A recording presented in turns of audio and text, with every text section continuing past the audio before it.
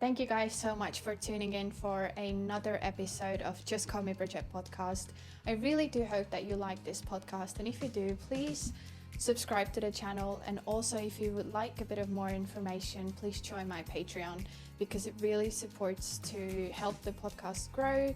And I really only want to bring the best guests out for you. I hope you enjoy another episode. And I hope that I do give you some new knowledge that you didn't know before and it was helpful. This is all why I do this. I started this podcast just to help all the visa holders out in Australia because I didn't have enough information when I started, and I really want to make this experience a lot better for you than it was for me, that you can just come to this podcast and you'll get everything you need to know to succeed in Australia. Thank you. Thank you guys so much for tuning in and watching the 10th episode of Just Call Me Bridget podcast. And this is the episode, honestly, that I think is extremely valuable. And if you are someone who is looking to come to Australia, or you're already here and you want to change the course of where you're going and you're really interested in coming to study in Australia, this is the podcast that you need. We will go through, and today as a guest, I am very honored to represent to you Jose Franco, who is the director of Multi Edu. And me and my partner use their services and we're very happy, and we have our student visa, so it's a very successful story. And they stand for, Multi Edu stands for Multicultural Education, and really they are a company in Australia that provides you the service of getting you your student visa and starting your studies. And they're also working with Tracy Jen Migration, who's all the posts and reels I've been sharing on Instagram as well. They're such a good visa agency as well, so I'm really happy to see them sort of working together. I think it's a very, very good and successful sort of a partnership, would you say? So welcome to the podcast, Jose, and thank you for coming. Oh, okay. Thank you for that such lovely introduction, and thank you for having me. Thank you, Bridget, just for organizing this, and we are just following your channel, and I feel honored just to be here today to help you and to help you guys maybe to find the right answers, or maybe to give you more clarity on whatever you are doing. So thank you once again. No worries. There's so much to go through, and even with me doing what I'm doing, you always get sort of like all these like really generic questions, and I really feel that today's podcast is something that I can just start sending out to people and be like, if you have any questions at all about student visas, this is really, I feel like, the podcast episode that people can come to and really get their idea around like what they need and what the process overall is like, it might look like. But before we start, do you want to take our listeners through your own journey in Australia? And take us through like how long you've been here, how long have you been doing what you're doing, and really, like, we were just talking about this before we started recording as well. I think you're very passionate about what you're doing, and you're really people focused, and you really enjoy seeing the successes of your clients. So do you want to take us through how have you gotten to where you are today? Okay, it's a bittersweet story, to be honest, and I think just few people around me knows the whole thing, and I never shared this with anyone before. And today I will be sharing part of my life in Australia in YouTube with you in your channel. So yes, it's maybe empowering depending from the perspective that you are seeing the story. When I took the decision to come to Australia, I did whatever was necessary at that time, just find an education agent and start gathering information, organizing the paperwork, and apply for the student visa and wait for an outcome. It's basically that. But it turns out that my visa was refused, and that dream was vanishing. And I was a little bit surprised and upset and sad. And then I gathered again the strength, financially speaking, organize the documents, better the documents based on my previous refusal, encourage the things with a different perspective, having a better application, and apply for the second time. And the visa was refused again. And I was like, oh my God, my dream to go to Australia is even far, far away from my reach. And everyone, mean family and closest friends, they were telling maybe because this is not what the life is waiting for you in future. That kind of advice is that they want to suit the situation for a bit. But I'm a little bit of stubborn person and also resilient one. And I said, no, I want to go. That's part of my dream. I did a third application and I submit everything once again for a third time. But the difference in this third application was that the case officer called me from the Australian embassy to ask me a few questions. And I remember her first question was, why are you applying again after two refusals? And I mentioned to her, this is my dream and I really want to pursue it and I really want to achieve it. So I was just giving my most sincere answer at that time. Also, she asked me questions about the school that I was planning to study, the program, what I want to plan to achieve with that program, and they gave me the visa. So I came back in 2012 to Australia after having this long 2 years and a half process with trying to get the student visa. I did it, so it was dream come true. Came to Australia, came to Melbourne, and I started finding a job. And coincidentally, and I started working in an education agency. And all my life in my previous working experience, I've been around customer service. It's something that I really like. I think it's when my passion relies heavily is customer service. And I started working in the education sector, and I really like it. And I've been working since there in Australia for more than 12 years, doing what I do in the education sector for international students. And in 2016, I took the decision to start seeing options to start my own company or start my own, and everything becomes real when I decide to organize Multi Edu back in 2017. And was a difficult process, Brigitte, to be honest, to start a company. I thought it's easy to start in paperwork, but it's quite difficult because we have a big responsibility with our students. And since then, we've been having challenges as COVID, for example, and many other hurdles that we are just passing through. And here we are, 2025. The company is doing great. We are growing steady.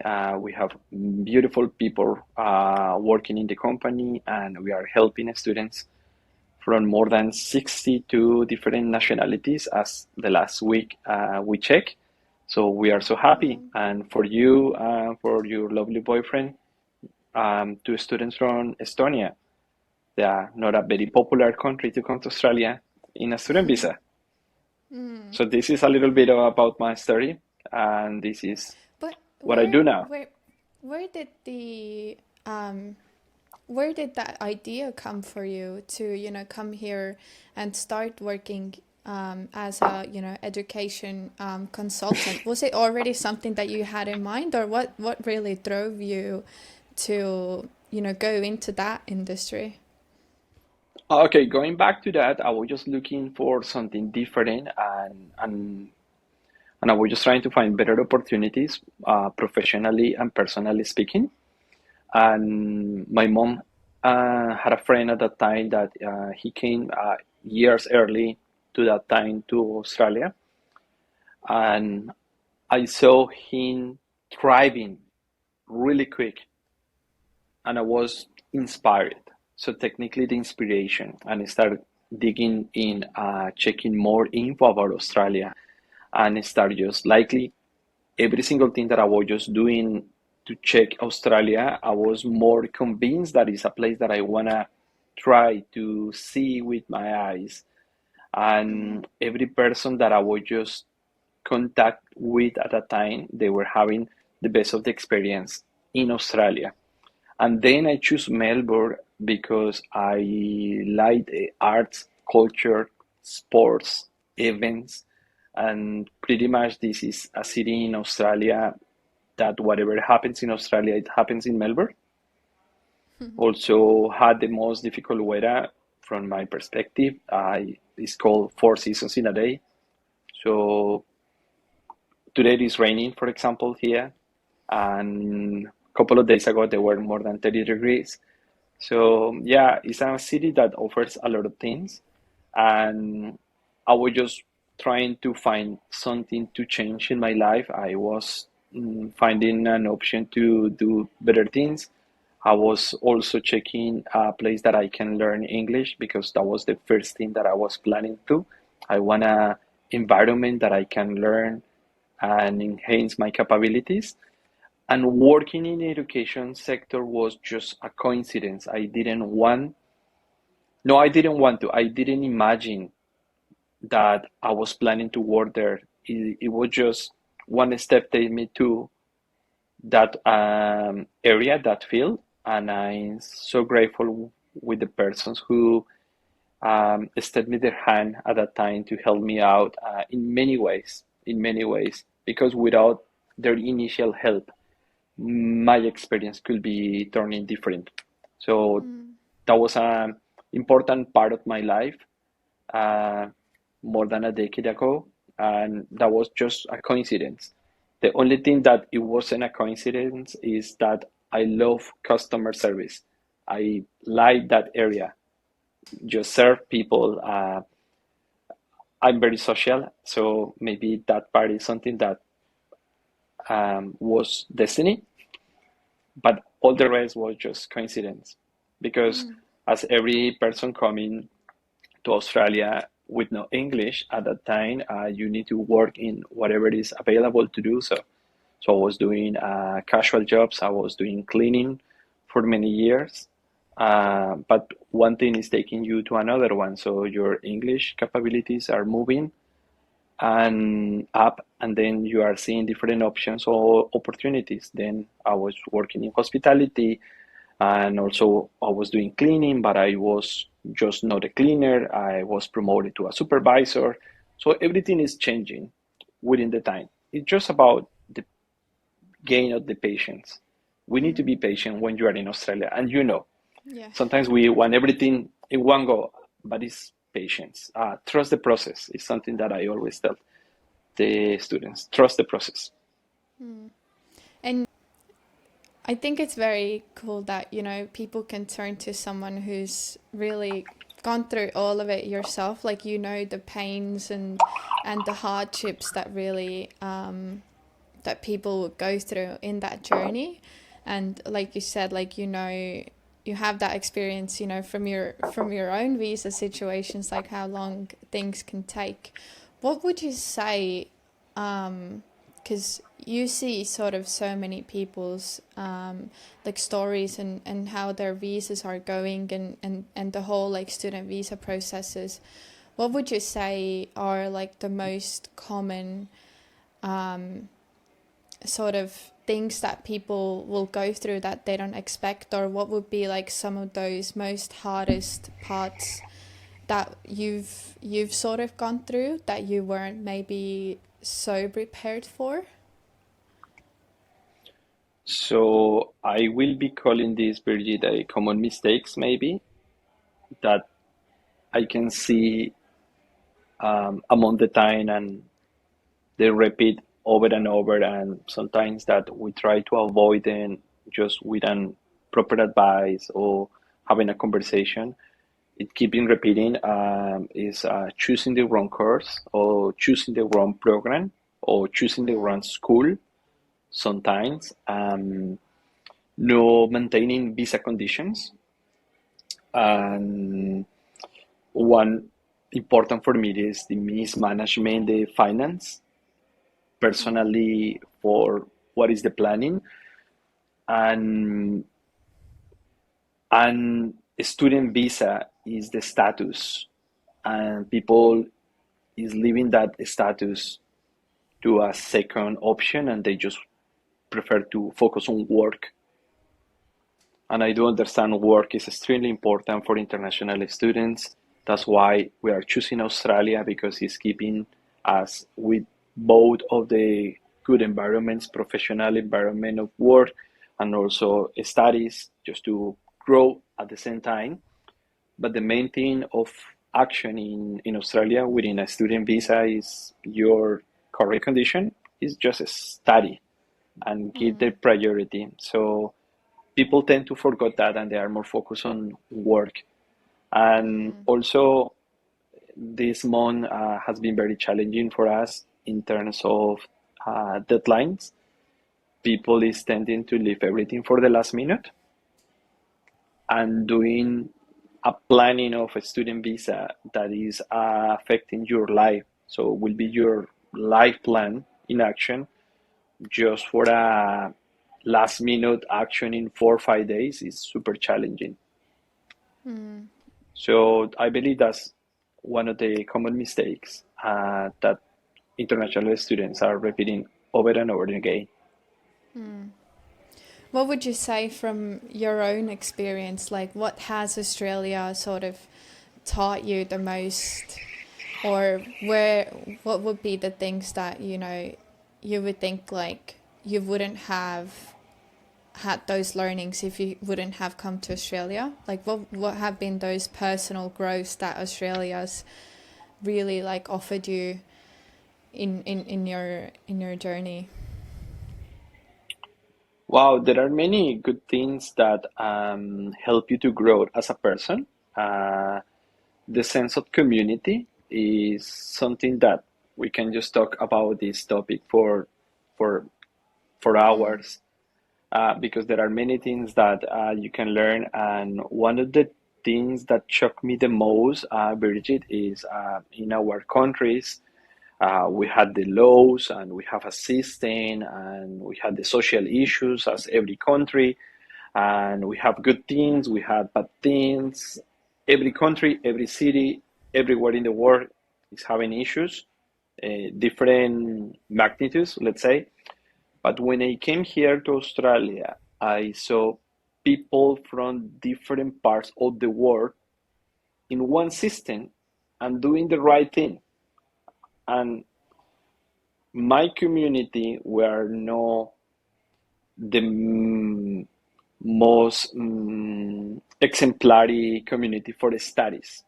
Technically speaking, we love to work and we are a hard worker community, but we are not good in the studies, for example. But here, every single person that comes from my community, we need to study, right?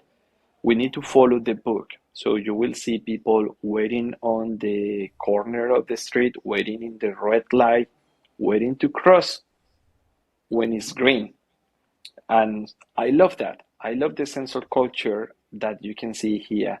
I love the respect that the Australian culture have for everyone. It's technically everyone is invited to live here, and everything is moving smooth with the rules. Even that your background is from Europe, my background is from Latin America, and I had different backgrounds, but we are on one place, follow the same rules, and everyone looks happy to it. That shocked me a lot, and I've been learning from different backgrounds, mindsets, adding to myself what I like about one culture, what I don't like about another culture. Um, I cannot figure it out one, Bridget, just one that make me this maybe be a humble person, down to earth. I think is one of the biggest lessons that I learned. Mm. Back in my country, I was having a different different lifestyle, different work environment. And when I came here and I couldn't recognize what is north, what is south, where to go for the cheapest shopping, what is the market, get familiar with the public transport. And on top of that, was winter, different weather for me, and working as a cleaner, cleaning toilets was a lot to process, to digest. Mm. Learn to be humble, down to earth was one of the biggest lessons.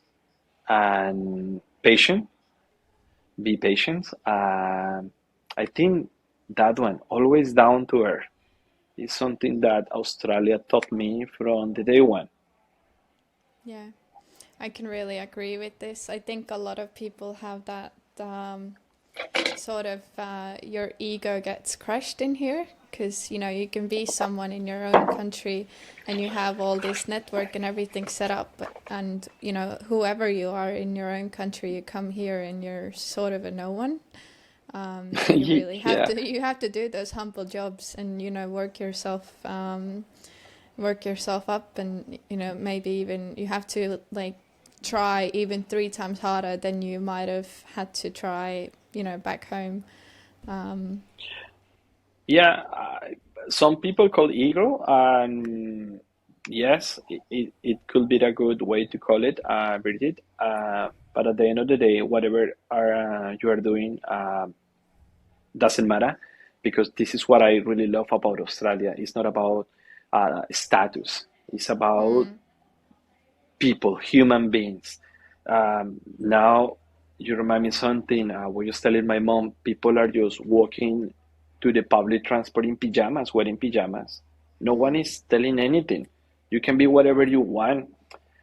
You can be the cleaner, you can be the engineering, but everyone is just moving together as one community. Everyone is welcome. I really like that approach. So it doesn't mm, make you feel in a lower position. It's yeah. your mind who can take you to the lower position, but as long as you know your goals, your north and your compass is already set, nothing can stop you. Mm, that's true. um you went through the information and all of the data. I think it would be very cool to sort of look at where we're standing. There's heaps of talk going around about all of these like visas being issued and so on. So you were able to collect some data of how many student visas were giving for 2024. We were able to get the data. But before to explain how many international students they were active in the last year, there are different standards just to calculate this information. We had the students coming from higher education, bachelor degrees, master, PhD. Then we have students in the VET sector, that is a vocational education training sector. Then we have a schools, we have ELICOS, and we have a non-award qualifications. So the total for the last 2024 was 1,081,000 students. And the biggest chunk of those students, they were in higher education, that it was Mm, nearly 500,000 international students. So in that website also you can filter by community, by gender, by country, and so on. And just going back to your country in 2024, we have 214 students from Estonia active during 2024. So there mm, you go. Always there are big nationalities coming into the top three. That normally is China, India. Vietnam or maybe Philippines. Last couple of years, Colombia was there in the top three countries Oh for wow. international students. Yes, I was surprised myself. That become a really popular education destiny, not just for Mm. Colombia, I mean, increase for the whole region, for the whole Latin America. And yes, that's a little bit of information, Mm. but it will be really good platform for those who like the numbers and statistics. I Yeah. will be just giving you this link because there are a lot of data that you can just play with Yeah. in the website. Yeah, because yeah, I would assume a big percentage of those numbers actually, leave um, after their studies as well.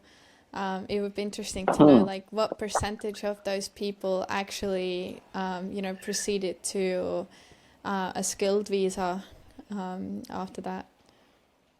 That that information, so we need to look up in a different website, Virgil, because this one is just focused on education only. Mm, So it won't be telling you, they will be telling you about active students taking an enrollment participation in such levels, but it won't be telling me how many complete, success, move out, mm, change visa, but we can find other sources from the government, of course, that maybe you can see in detail. mm. No worries. Are we ready to dive in to the whole sort of process of what people can expect when they are looking into, applying for the student visa, whether it's from their own country or if they're already here and they want to proceed to a student visa, they want to, upskill, and so on. So if we want to get started on that sort of topics, would you want to just lightly take us through on what are, and just like a disclaimer for everyone, every person's journey is unique and different, and all of this information is definitely like generically talking. If you are someone who is looking to come to study in Australia, you will need to take, Multi Edu as your education consultant, and work together with visa agents and lawyers, because you don't want to set yourself up for failure. I think every person's previous experience and knowledge and where do you even want to go to is completely different.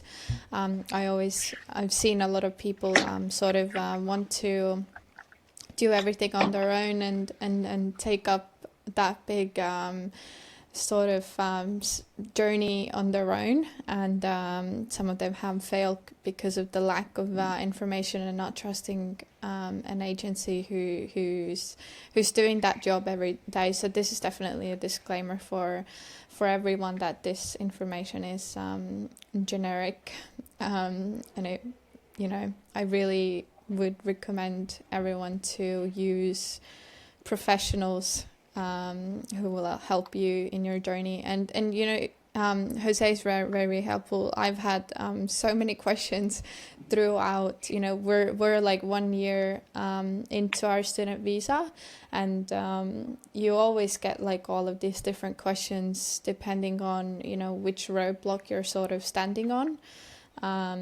So they are very, very helpful to help you answer those questions, because I've gotten lost in those government pages for hours, and I'm even more confused than when I started searching up for information. So, yeah, guys, use Multi-Edu.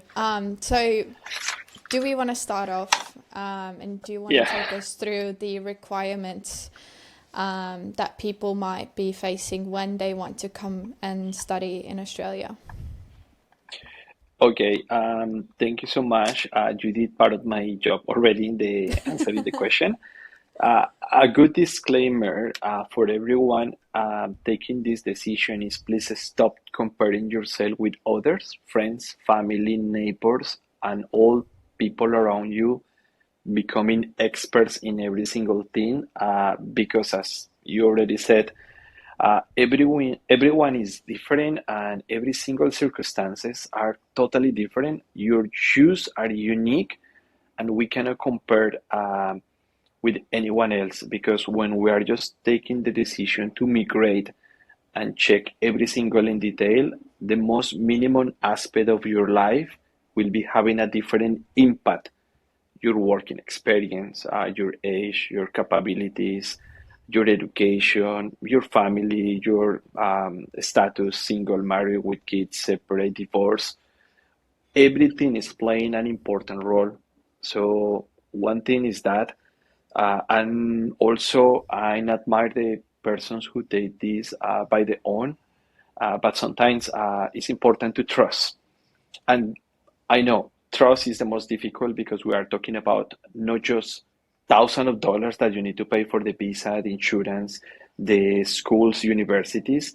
It's just giving this information and technically your dreams to someone else to organize it.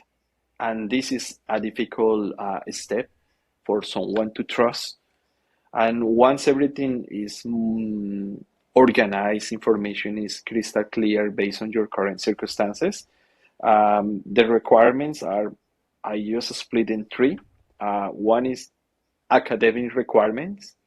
The second one is the English proficiency.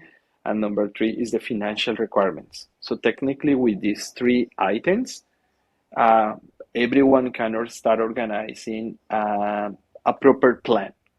So if I know the academic requirements of what I'm planning to achieve, okay, what are those admission criteria? Make a checklist and take what I got and what I need to get done. So understanding that is extremely important. English proficiency is also extremely important because if you want to study nursing, so you need an IELTS or equivalent to IELTS 7 in all bands, for example. But if you want to study carpentry course, perhaps you only need 6. But if you want to study something else, could be 6.5 or 7.5. Every single education pathway is different. Understanding this is important. And the financial requirements, I mean, knowing the budget, it will just give you the idea. It's just not what you need to pay right now, it's what you need to pay after that. How you are going to organize that budget, because it's not just pay the visa, the studies, it's also the planning. I have a payment plan. What are my options for that? Also, Brigitte, that the costing or the living out cost is taking an important role. So how much I gonna pay for my rent, for my groceries, for my telecommunications, for my leisure activities. Many important parts comes into play before to take the decision. And always, before to take any decision, we need to analyze that before to pay, everything is on track to get a successful process, a successful visa, because we cannot guarantee that the visa will be granted, but we can guarantee a good process to provide strong arguments. Um, can you just tell our listeners too, what is the financial requirement when you want to apply for a student visa? The financial requirement comes based on the passport that you are holding. There are different categories of passports. Everyone, as I said, is invited to come to Australia, but we have assessments per country. So there are countries that is a mandatory that they need to show financial evidence, and there are countries that is no required. However, it's suggested. Suggested means that it will be good to demonstrate that I have this financial capability. In these terms, Australia is organizing a financial capability that comes per year.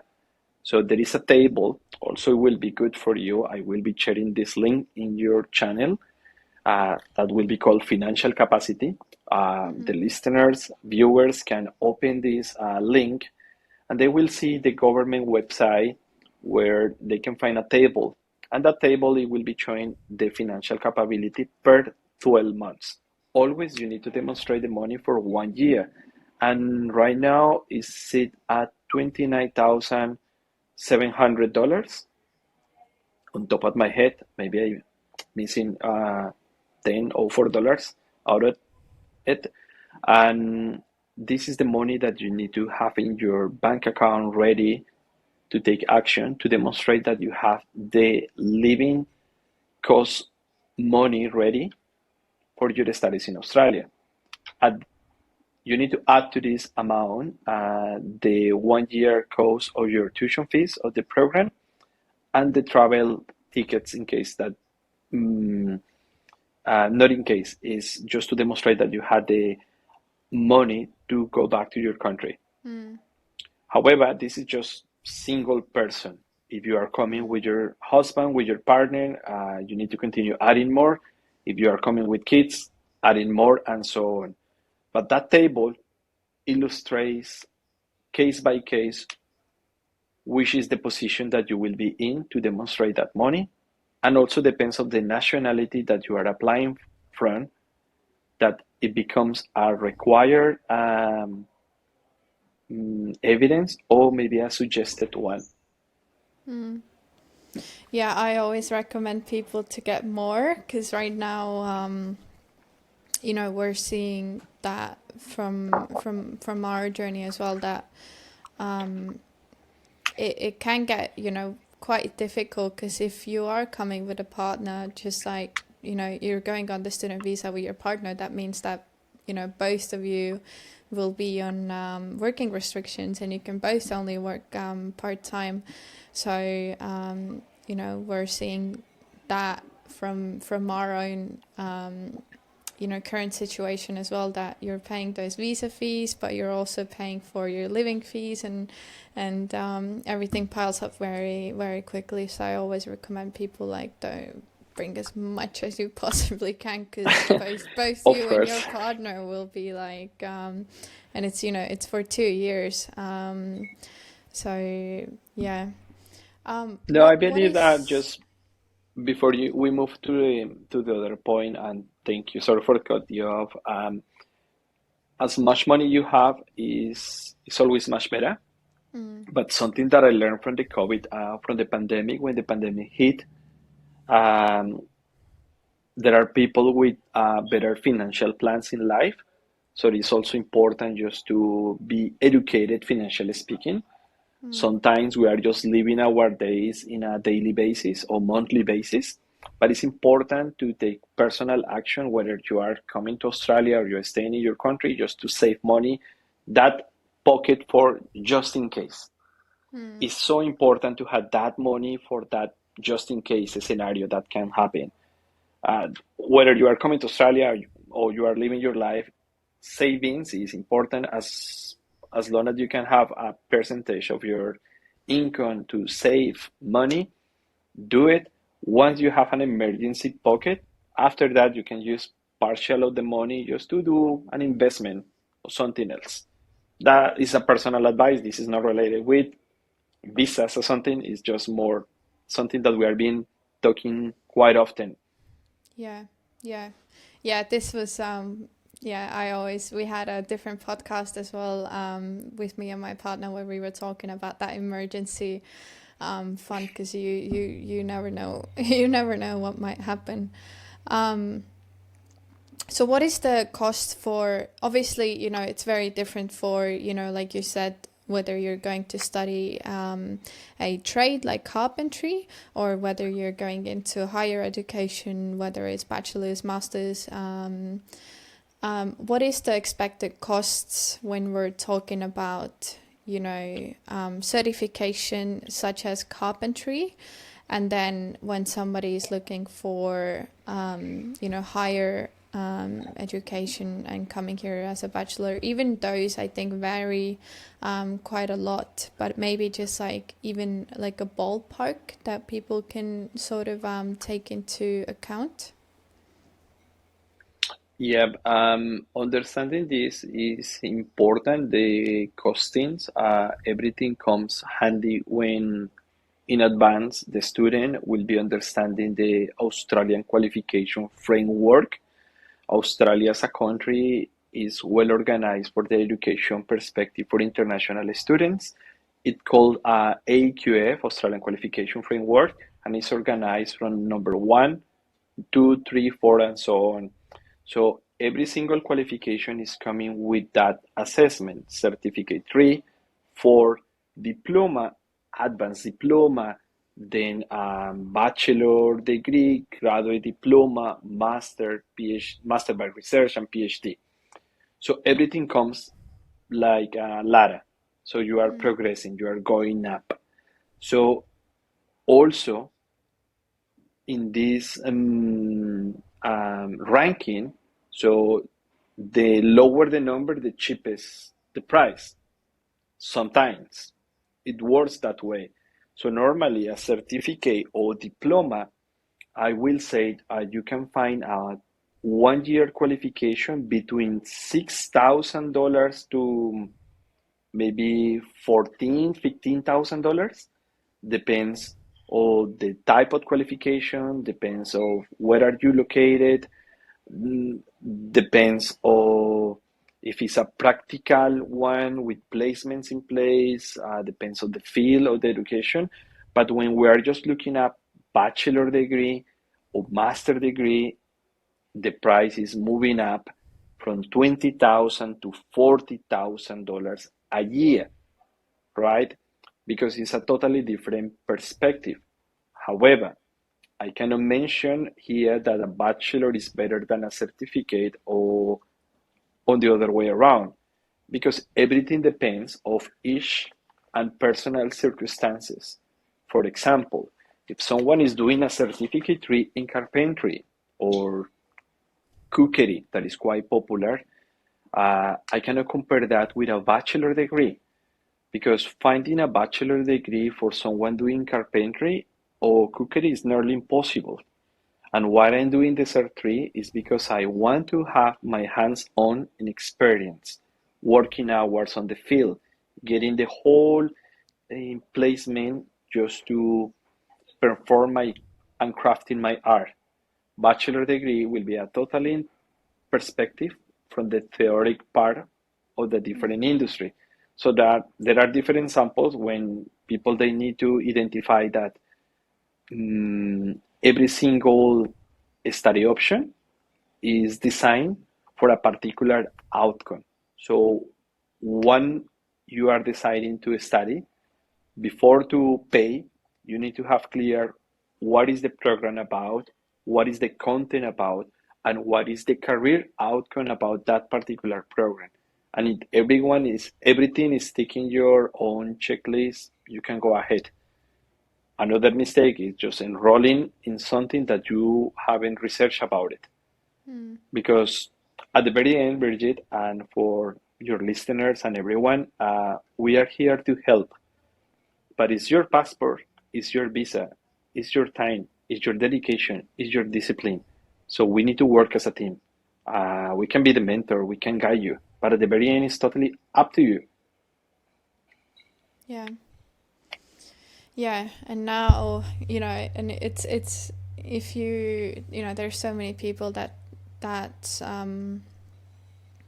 take the road of studying something that is sort of just for studying's sake, but you will be doing this thing for years if you're looking to stay here. So I would personally rather spend more money but actually enjoy and be passionate about what I'm studying and what I'm setting myself up to, rather than trying to go and grab the easy way and then being really miserable every day. um, because I, I won't come in that way because will be polemic, Birgit, because I need to explain that every circumstance is completely different, and Yeah, I need to acknowledge and understand. So sometimes I couldn't study a fancy bachelor degree that I really want to and passionate about it because my finance were up to the standards of what I was just needing to. So I have yeah, to study in something else, something cheaper. So if that comes in play, so we just need to work it out together, how we can do just to choose or study something that will be meeting your capabilities as well. Because sometimes it's about circumstances, and everyone is not having, for example, all the money to pay whatever they want to study. yeah, We have a dream university to go, but sometimes the tuition fees are too high. So we just need to accommodate and organize with time, yeah, always with a proper time to plan and assess. yeah. No, yeah. I mean, we sort of we had a, we were deciding if whether I'm going to school or if my partner goes to school, and we had like pretty much a few zeros in those decisions. If I wanted to go to school, I would have gone to bachelor's, which was almost 100 grand. Whereas if my Hmm. partner went to school and studied, a hands-on trade, it was like, 30 or 35 grand. So it wasn't a very hard decision to make which one of us goes to school. Yeah, I know. I've been in those shoes too. Mm. Um, so, all that student visa period, there probably is a lot of people that just want to come here to study, and they're all only going, through the studying visa and then returning back to their home country. But sort of looking at the whole process, talking, with when people are, which I think is more common to choose like a sort of a trade. We're sort of into that in that part of the journey ourselves, where once the school finishes, there's also requirements to do like a job ready program, and then after you do the job ready program, like a postgraduate sort of visa, you need to do your working hours, and then you can get a sponsorship, and sort of go and move, do one step at a time. Like you said, everything takes time, and we have to be really patient. But do you want to like go through the whole journey of what people can expect? So like if you go to a trade school and you're studying, to become a sparky, or carpenter or whatever, what are the sort of steps and the time frames that someone would be looking, and sort of set the expectations of like what is the job ready program, and what are the requirements to do your sort of practical part as like a postgraduate visa. Okay, yes. Let's explain to the listeners. Sparky means electrician. Yeah. So you already mentioned with the slang. So yeah, here in Australia, there are heaps of slangs for every single thing or action or situation. So not they often in the trade industry, they call the electrician the Sparkies, and there are different names for every single component of Mm. many things here in Australia. So just to organize these guys, everything starts with the word genuine. More genuine you are, better outcome you can get. More genuine you like a particular field, whether it's carpentry, kitchen, or anything that you are putting your hands on action that becomes a skill, gardener, welder, painter, or any trade qualification. The most important is be genuine, because when you are good at something, is the most important. Be good at something. Do the right thing. When you do the right thing, means that you are doing your studies and you are completely successful in your program. So in order just to move ahead, the good thing about the student visa in Australia, about the system, is the organization. And if you know this beforehand, you will be taking the best decisions. So right now, we had the postgraduate visa. So that postgraduate visa is taking you to other stage. Normally, every student comes in in a subclass visa 500. This is the visa for study English, vocational programs, bachelor degree or master. But during this transition, there are many things that comes handy. Another visa, and a sponsorship for a job. I did what I want to. I gone back home, or I found a different opportunity in another country, or simply I was falling in love with an Australian person and I decided to stay for good. Always there are different things. Who knows which one is yours? But in this one, when you are taking a vet program, you need to have certain age, is 35 years, complete the studies of 92 weeks as minimum of studies. Of course, what type of studies? Because there are many studies, but those who are in a particular list, we are just mentioning the popular ones because uh, becomes popular because the industry is needing those jobs. Talking about chef or carpenter or mechanical or any education that you need to put your hands on as a skill. So you need that education, and then you need a proper English evidence. You need to demonstrate your police records, the Australian Federal Police records, and organize the application. But before to organize the application, you need to take into consideration what you said, something that is called Job Ready Program. So this is the most important aspect, guys. So you are in a student visa, and that student visa will be lasting for 2 years. So these 2 years, you will be getting the qualification and you will be getting the skills.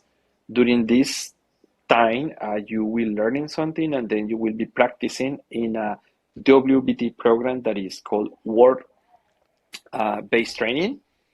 And after this, you will be able to organize the 4A5 or postgraduate visa. It depends of the sector, because there are different streams. For higher education, one stream, and for vocational, another stream. So I will be talking about vocational. So you did the carpentry program, and then you can be able to launch the 45 if you are meeting the criteria here. But before to do so, before to organize this important visa, you need to understand that after the 45 visa is complete, you cannot apply for another student visa anymore in Australia. So whether you have a plan to stay, it's because you being offered a sponsorship, or you will be able to organize a training visa. Otherwise, you need to organize your things in Australia and leave the country. And it's an important advice before to take in consideration the 45. A lot of people wants to jump into this visa without a proper plan, if that is their intention from the beginning. Because as I said, every circumstances are totally different in every single student. But it's important just to mention, you are about to take this train, and this train is stopping in this station. You want to proceed? Yes, let's do it. So before to apply, they need something called a PSA, Bridget, that is a pre-skill assessment. So during the studies, once you complete a particular program, or yes, the particular program, you will be able to get the pre-skill assessment. The pre-skill assessment means that you are in line with the requirements of the occupation that you want to nominate to be able to launch the 45 visa. So let's recap again. So age, English, studies, more than 92 weeks of successfully studies. And it's important to clear this up, is successful studies, because we have cases that been in Australia for years, but they do not have any completion successful. So has Mm. to be successful completed. Those studies cannot be longer for more than 6 months of completion. So, for example, if someone is coming, I did this in 2023, can I do it now? No. We have a gap of 6 months. And the pre-skill assessment, if you are using the vocational stream, that is 145. The other one is when you study a bachelor degree of 3 years or 4 years, or a master degree, and if you had the age, the English capability, you can apply straight away for that visa. It will be a postgraduate visa as well, but the duration is Mm. 2 years. When you are in vocational, the duration of the 45 will be 18 months. When you are in a bachelor degree or master degree, it will be 2 years. And I hope this make a lot of sense. Trying to be specific, we spanning too many details, but every case is different. I just giving just generalities in this sample, really. Mm-hmm. So if you know, because this is what's ahead of us, really, how how long does it normally take to do the the PSA and then the job ready program? Like, is there a certain amount of hours of that practical work that you need to complete to be able to then move on to postgraduate? And can you choose where you're gonna do your job sort of um, like, is there any requirements for the company that you go after you finish working and you want to get your experience so you're able to go to the postgraduate visa? Can it be sort of anybody where you're willing to hold your position what you were studying, or? Everything depends on the conditions. Also depends where you are and the opportunities, and also how genuine and how good are you in that particular field. Normally, when you are taking your studies, the school, they need to compromise with the certain number of hours on placement that they need to succeed just to be able to get the pre-skill assessment. But every single set of hours could be different, depends on the position that we are just trying to get through. But once you are inside of the 45 visa, and then you are fully focused on get um, your job ready program, you can do it by yourself, or you can do it with Tracy and one of the lawyers of the team to organize the whole job ready program, because it's divided in 3 steps, and it's taking you, in general, you need to accumulate 1,800 something hours that I don't have proper in my mind right now.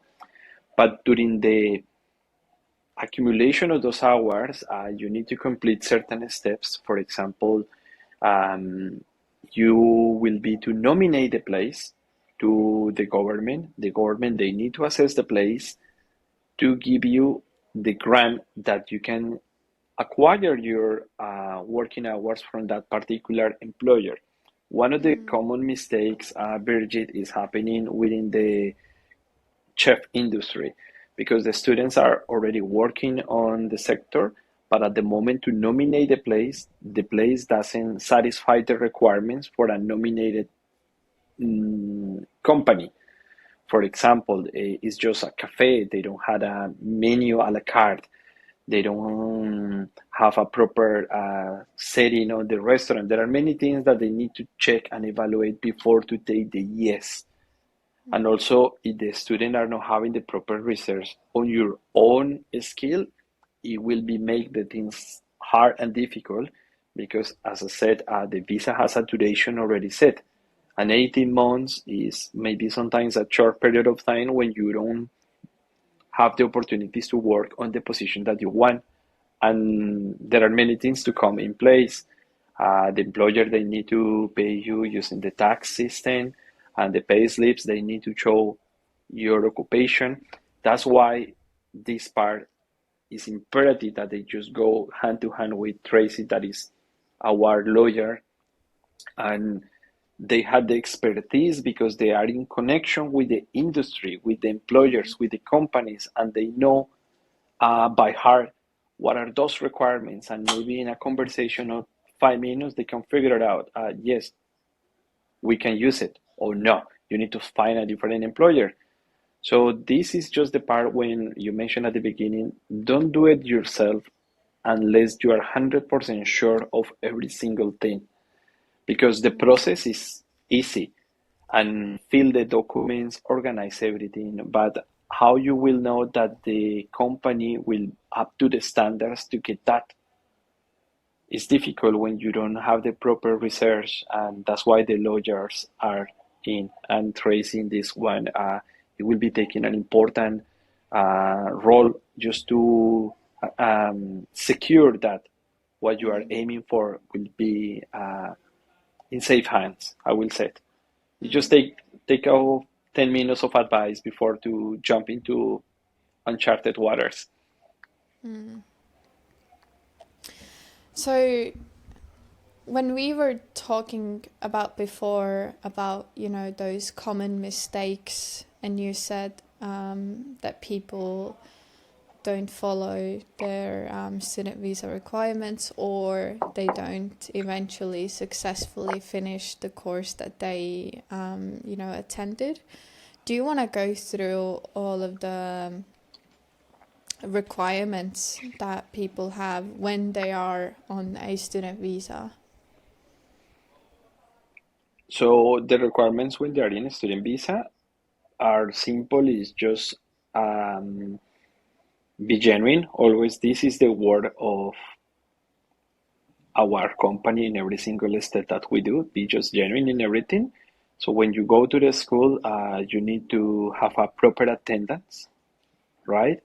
And also you need to pay the fees on time. And also you need to progress academically speaking, because there are three items that the school university will be looking for you: attendance, And sorry, payments, is that and attendance academic. 80? Sorry, is that attendance 80% you need to have at least? That's the Or does minimum that that you, vary? yeah, that's the minimum for ELICOS for English. For BED is more than 70%. I need to check the data from the ASQA, from the regulators, but I never mention this percentage to the students, otherwise they will be taken as granted. Birgit, it's like you need to attend. You don't want to miss because you are paying.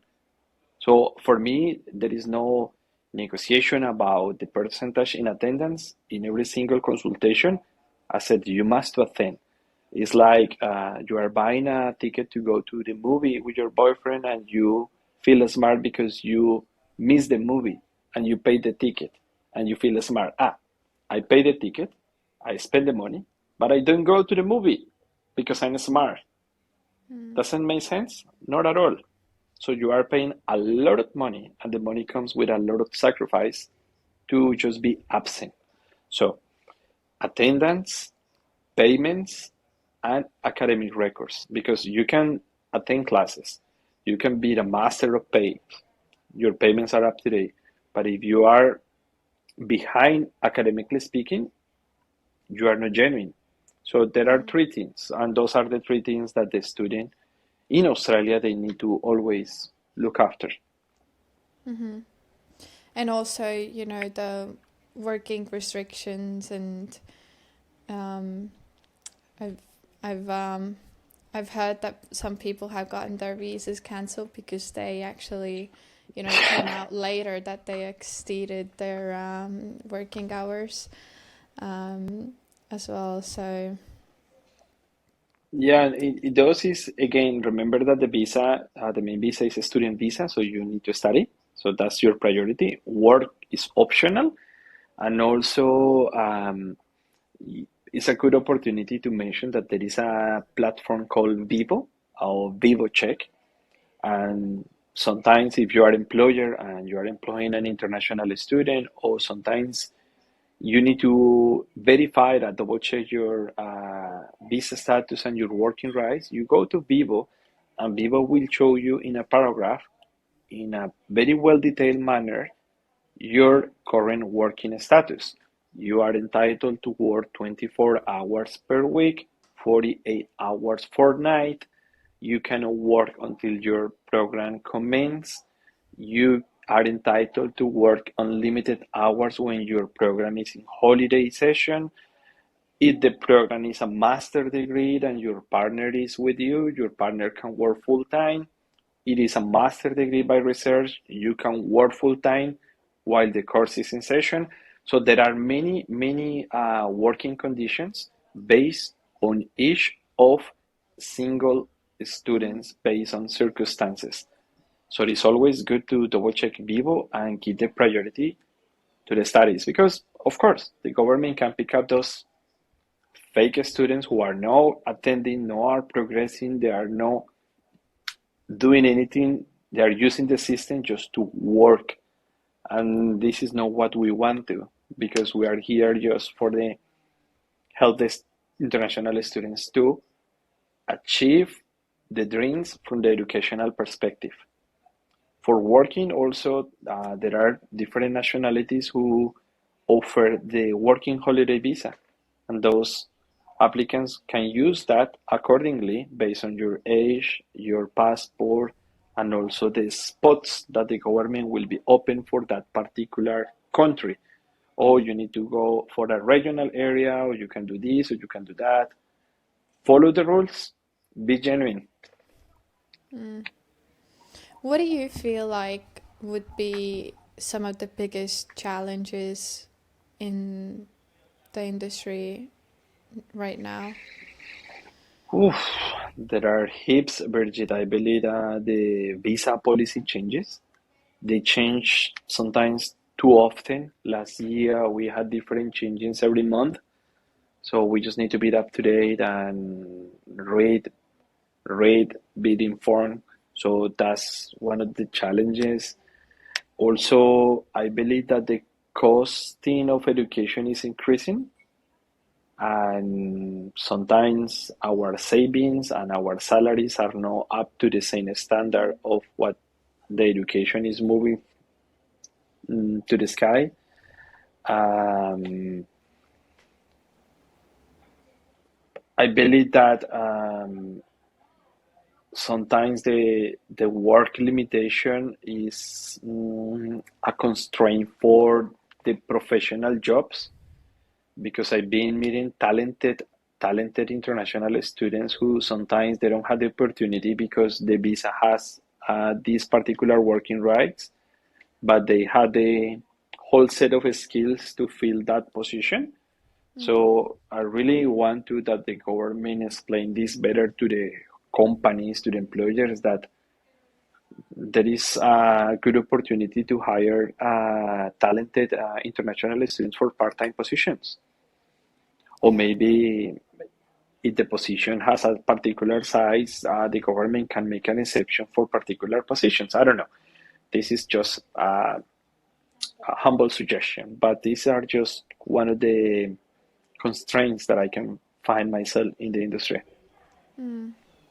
Yeah, it is a bit sad to see so many people around us as well that are not even able to get any part-time jobs because no one really wants to hire a person part-time who can't work.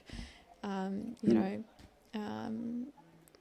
because you have school on. So yeah, it can be a bit difficult. Um, you've worked with so many people, and you've seen, you get a very good insight into sort of people's lives, and you get like you said, to help people's dreams come true. Just like you had a dream to come to Australia, and now 12 years later, you're making other people's dreams come true every day. So do you have like a specific sort of a case or a client whose story has really stuck with you when you think back in your journey as an education consultant? Yes, within this industry, you can laugh with the students, you can cry with the students. There are memorable cases, or there are others that you want to forget because at the end of the day, this is customer service. Sometimes we have difficult days or difficult clients, but this is part of life. But now there is one particular case that I found remarkable. Was a sad story, difficult. She was an international student doing commercial cookery at that time, and she was by herself in the country. So when you are by your own, is different experience when you are with your partner or with kids. Uh, she was by herself doing her studies, working in the industry. She was start feeling sick, and then she realized that she got a cancer in a difficult place of her body, and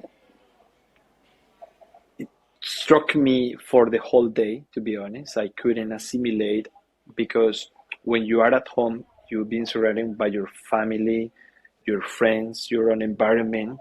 But when you are by yourself in another country, and your family is in a different time zone, and you are not living with anyone else, she was literally living by herself, and of course she was crying. It struck me the way that she just overtook everything, and she just fought back in an amazing way. She never missed a class.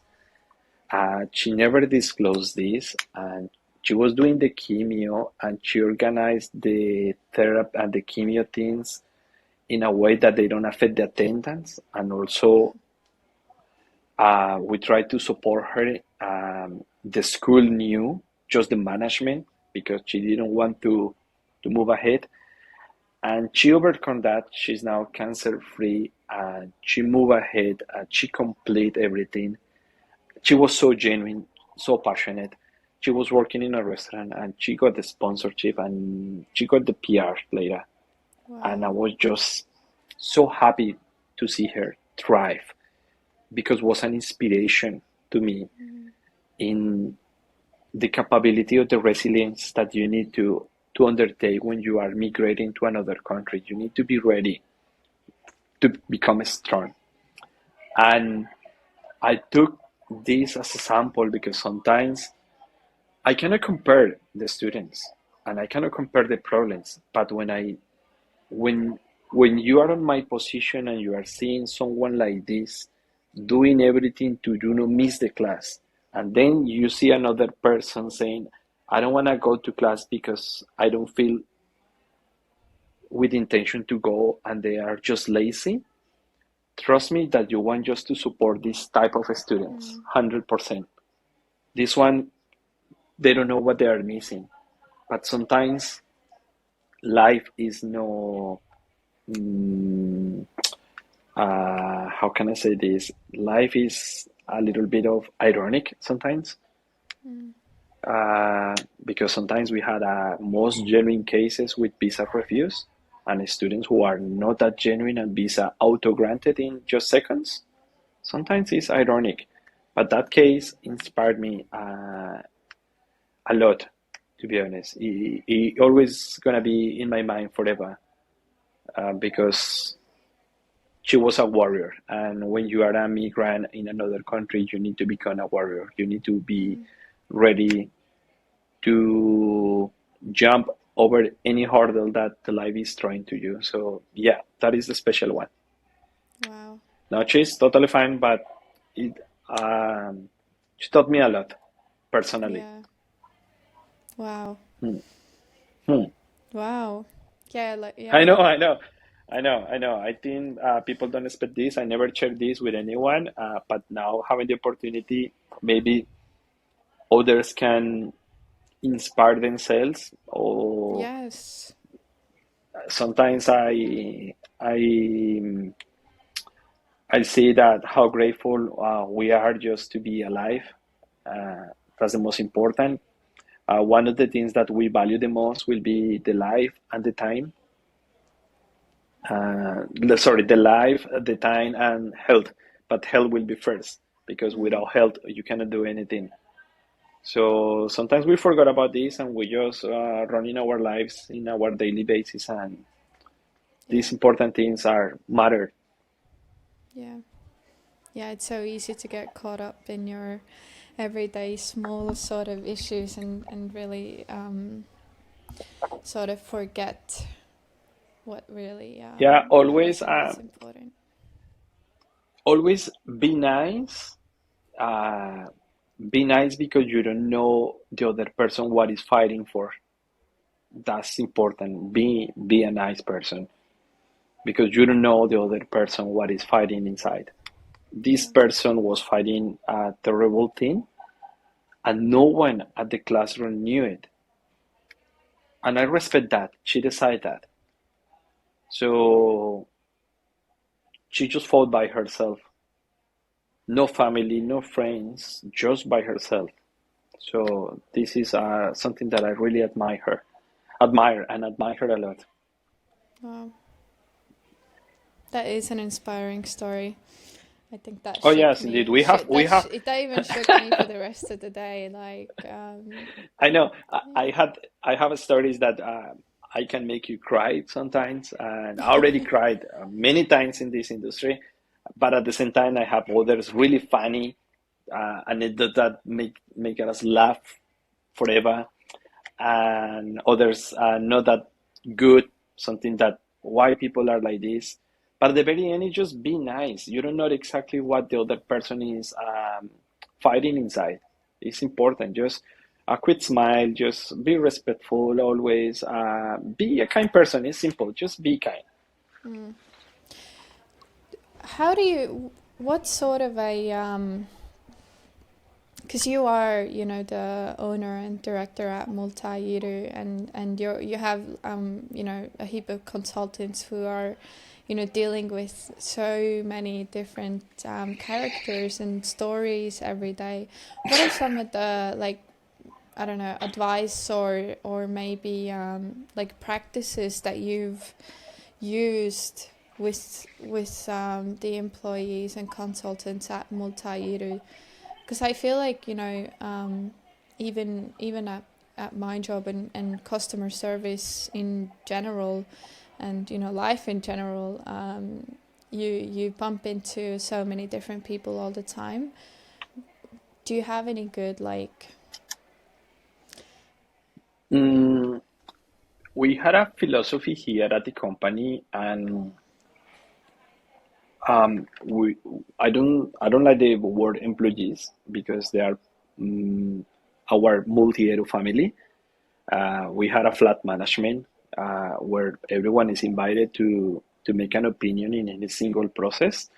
Internally, everything is well organized, but the values from my personal life are already in place in the company.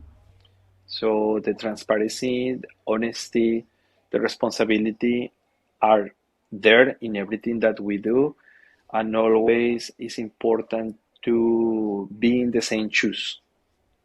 So when we are understanding that kind of thing, our service could be better. We are not mm, perfect because when you are dealing with customer service, you need to deal with expectations, and sometimes the people can expect something else that I imagine that because it's obvious for me doesn't mean it's obvious for you. Sometimes it's the way that you can transmit that. And we are trying to do our best, Bridget, to take one client at a time.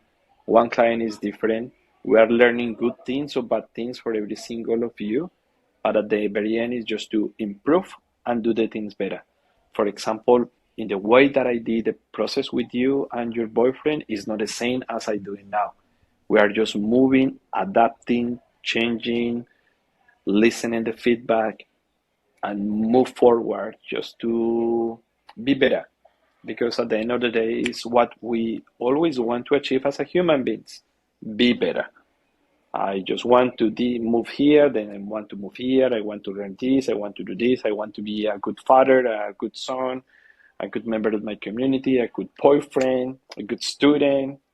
It's always seen as be better. So doing everything with love and with values is important, and always thinking that imagine this is your case.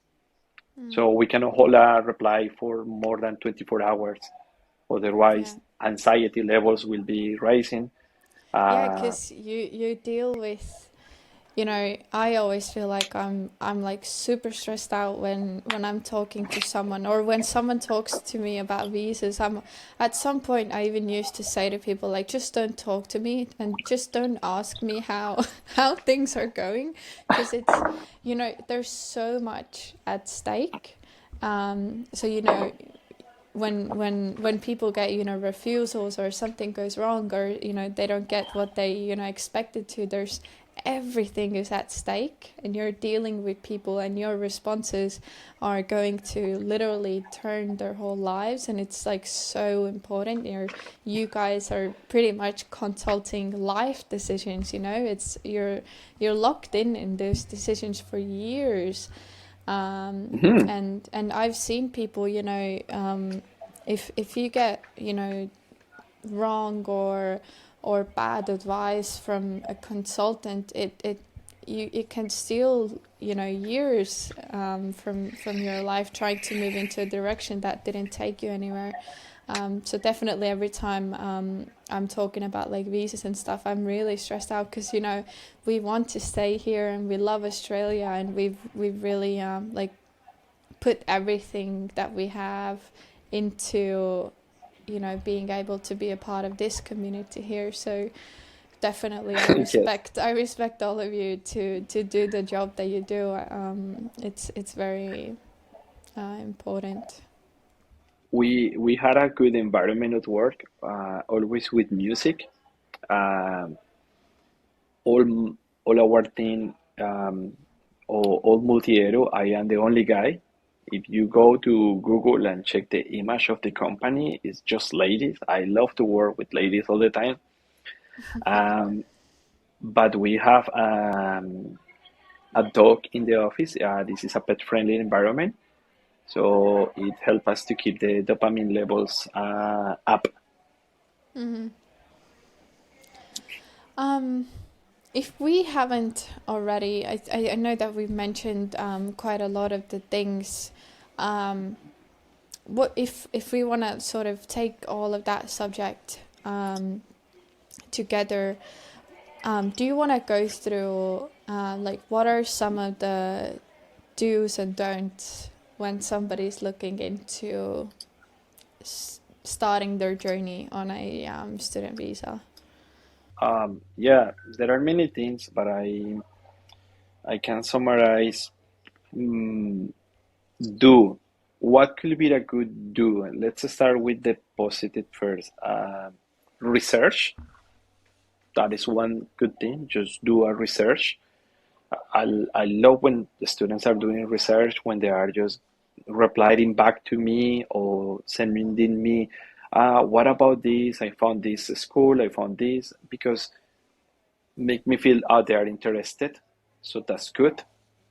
Just do a research, ask questions as much as you can. Uh, I don't care. I like to reply the questions, because within the questions we can find good insights. Uh, Plan, have a proper plan in finance. That's super important. Do not jump into a decision of this size without a proper financial planning. And most important, just get professional guidance. If you are for the student solution, yes, we are here to support you, or you will be having your own education agency, but just had the professional help. If it's for migration, we had a tracing with the company Mason Chain Law Group, or also maybe the student is already with another company, but just get the professional ones. Because in everything, this is at the end of the day a business. It's a huge business in education. We have the universities, schools, agents, insurance, telecommunications, everything that a student is doing, there is a company or service having their intake, having Mm. something. If you had communications with a particular company, you need to pay that. If you decide to use an extra service here, you need to pay that. You are going to the gym, you need to pay that. So there are a lot of in consideration in that cake of business, and just do the research and do the research in everything and find the best solutions. And that's why I mentioned the planning on finance, and don't work illegally. Please do not work illegally in the country.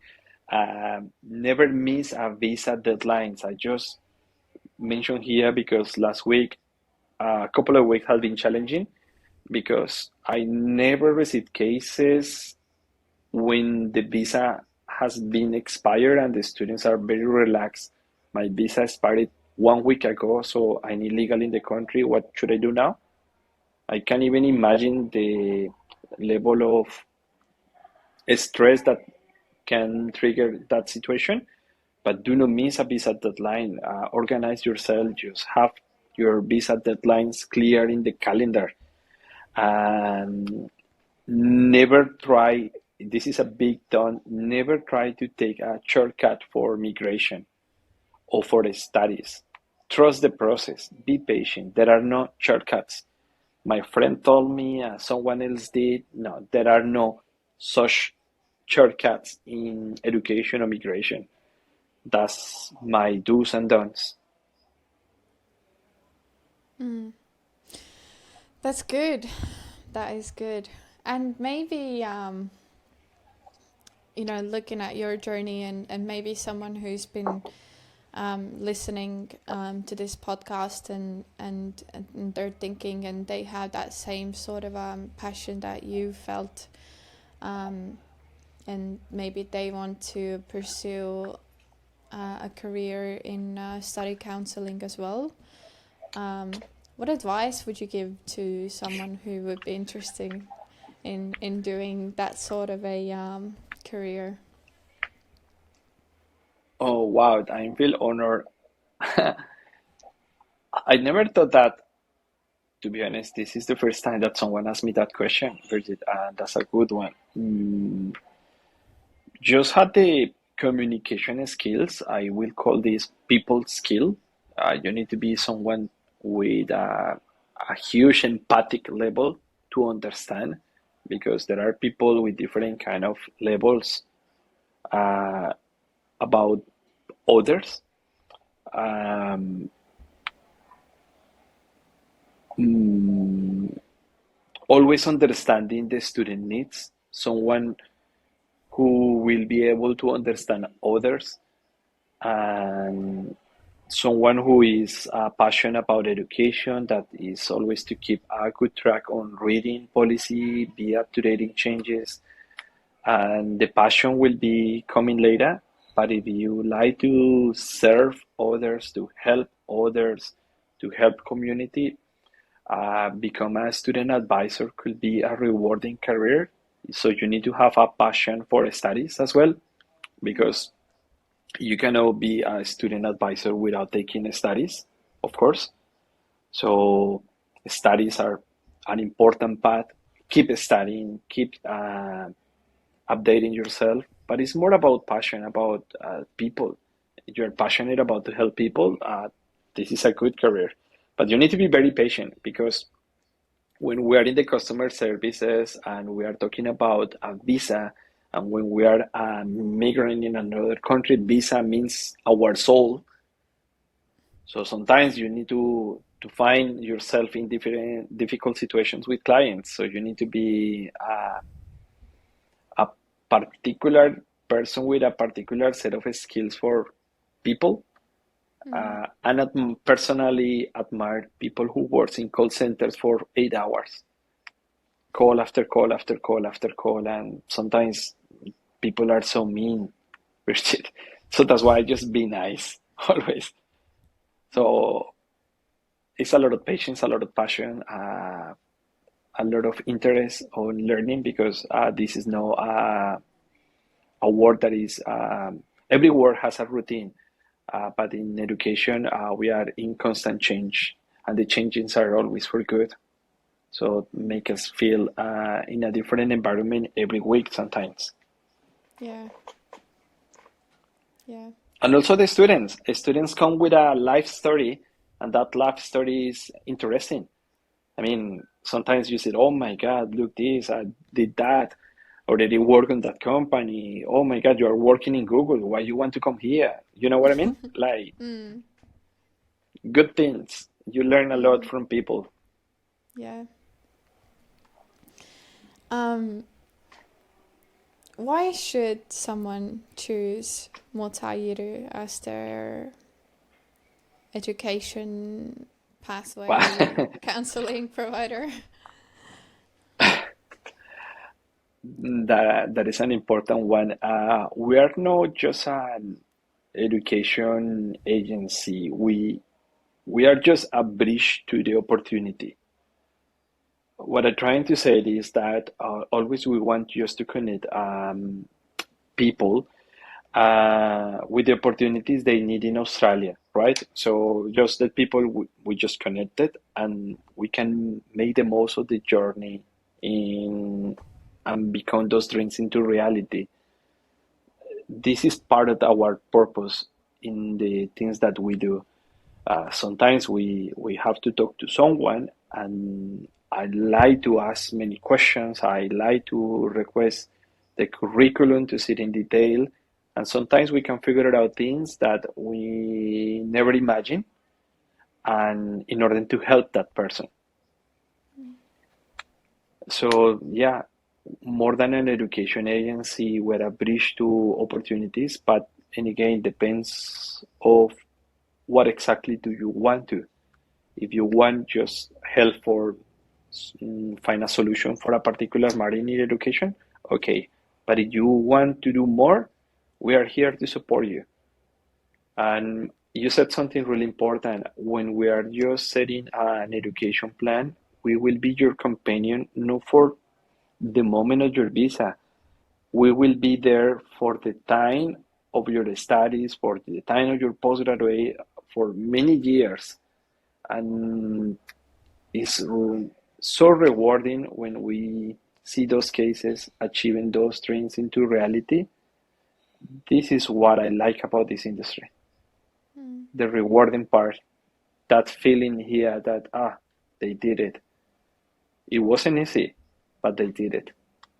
Yeah. It took longer, 4, 5, 6, 7 years, 8 years. Every case is different, and every resolution is totally different. But this is not the destiny. Everyone said that it's about the journey. Yeah. Yeah. Thank you. Thank you, Jose, No so worries. much for today. Um, for all of our listeners who, you are probably listening to this, and you made it to the end of the podcast, because you are someone who is looking to taking up that journey yourself, and you want to come to Australia, or you want to upskill yourself and start studying. We will put a link down below that will take you to Multi Edu, and you can use their services. Like I said before, I highly recommend them. I think it's very important who you choose to use. As I said, it's a very emotional journey that you're about to take on. I think we can both say that Australia really grows you as a person in ways that you probably didn't even imagine before. But it's all worth it. It's all worth it. I reckon every time I get very stressed out about the visas, I just go and look at the ocean and I'm like, okay, I'm good now. I can continue. So yeah, thank you so much for taking your time and letting us pick your brain a little bit and squeeze out the information from you. Yeah, So no, yeah, that's fine. That's fine. thank you so It's just much. maybe maybe just one last thing.